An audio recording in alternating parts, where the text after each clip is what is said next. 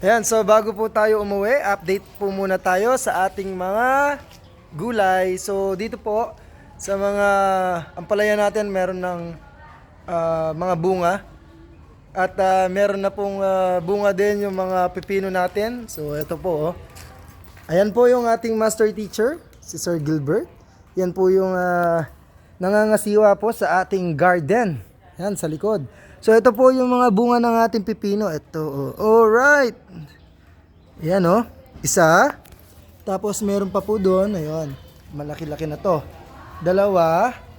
At meron po dito. Ayan. Ito. Yan. Pangatlo. So sa isang ano pa lang po ito. Ay dalawa. Yan. Dalawa po yung tanim nito eh. So dito naman po sa isa pang pipino. Wala pa siyang bunga, halos mga bulaklak pa lang. Sana ay ayun. Meron na pala siya. Ayan. So isa pang bunga dito. Yan no.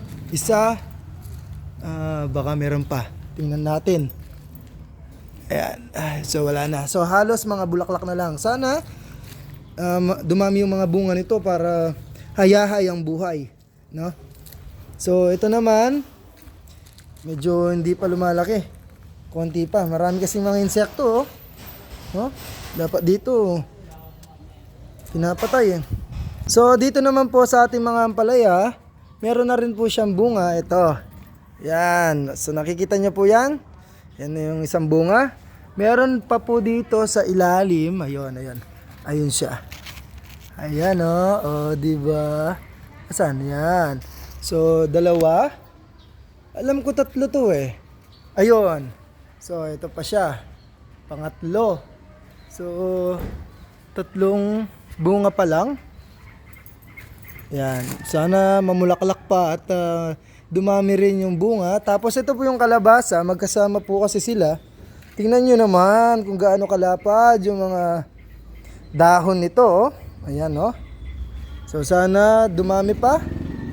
Lumabong pa yung mga dahon at dumami yung mga bunga. At ito naman po yung ating mga pechay. Yan yung pechay natin. Ayan oh, ganda oh. O di ba? Nasa container lang 'yan. 1.5 coke. Yan. So halo-halo to, merong mustasa, may mga pechay. Ayan po sila. Yan hanggang dun sa dulo. Bali ilan to? 1, 2, 4, 5, 5, 10, 15, 20, 25, 30. 30 containers. Ayan. So, dito naman yung mga sili. Medyo parang bumagal silang lumaki. At ito namang kamatis. Ayan. Mas tumibay sila. Kaso ito namatay yata. Patay nga. Di ko alam bakit. Tapos yung ating mga talong. Ayan. Malalapad na rin. Pati yung ating mga okra. Ayan. So, ayan po sila lahat. Ayan. Hinihintay ko talaga dito yung mga pipino eh. Kasi yung mga pipino, masarap talagang isaw-saw sa suka. Tsaka, ano siya, talagang marami yung vitamins niya, no? Ayan. So, yun si Sir Gilbert. Busy siya. Ayan, oh. So, yun lang po. Update na lang po ako ulit kung ano na po nangyari sa ating mga gulay.